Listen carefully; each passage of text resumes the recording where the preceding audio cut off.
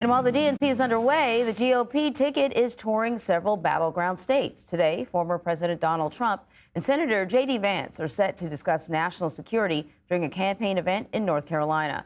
Our Scott MacFarlane is in Asheboro, where that event is taking place a little later today.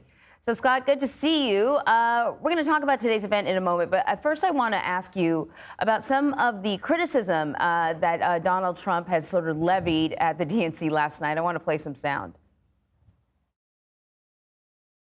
When I was press secretary, I got skewered for never holding a White House briefing.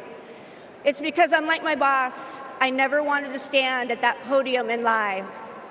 I want to know, who's going to tell him that the job he's currently seeking might just be one of those black jobs? All right, so I kind of misspoke there with the question. This was actually an example of the criticism levied at him from the DNC, but I'm sure the former president has been responding, or has he? On his Truth Social account, Anne-Marie, he has made some counterpunches to some of the speakers who have spoken at this convention, especially from Monday night. But the question as this day begins here in Asheboro, North Carolina, is how much of Donald Trump's 2 p.m. Eastern Time remarks here will focus on the military defense issues he's pledging to talk about, and how much will be a counterpunch to what the Obamas said last night. His muscle memory is to politically, verbally counterpunch, and it's hard to imagine he gets his way through a military-focused speech without mentioning the blistering he took last night in prime time across America at the DNC. He's appearing with his running mate here today. It's Ohio Senator JD Vance, side by side with Donald Trump. Often campaigns do that to amplify the importance of the event, maybe galvanize more attention and more supporters. But it's hard to imagine he gets through this event here today without some reference to what happened to him last night. Yeah.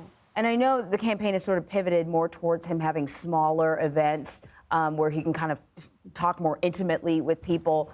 But I wonder if this is working as, you know, good counter programming when it's up against the DNC. I'm not sure how well the event he had in Howell, Michigan countered the massive crowds in Chicago and Milwaukee last night for the Harris campaign, both at the convention and at the Harris Walls event in Milwaukee. But these events are going to be a little bit more intimate, according to the campaign, and to a degree they have to be, because you're not going to measure crowd size versus crowd size during the week of a convention easily. In Asheboro, we could get our first look at that protective bulletproof glass the Secret Service has approved for around Trump podiums and Trump stages at outdoor events after the assassination attempt in Butler, Pennsylvania.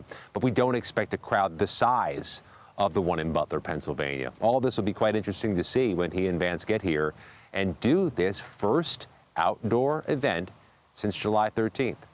And let me ask you about someone else, independent candidate Robert F. Kennedy Jr. His campaign seems to be running low on cash now. If he withdraws, and I know sometimes the polls are all over the place. This question's been asked in many, many polls. But do we have any idea who he may help if he was to withdraw, Harris or Trump? What an important, really open-ended question at this point, Anne-Marie. The relevance of the third-party candidate seems to have declined ever since President Biden stood down from the campaign.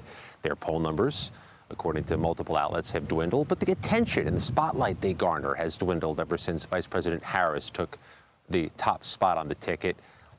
It's hard to measure who's impacted more, but we know the overall impact has dwindled, and the relevancy to RFK Jr. has reached the near zero mark. Indeed. Scott, thank you very much.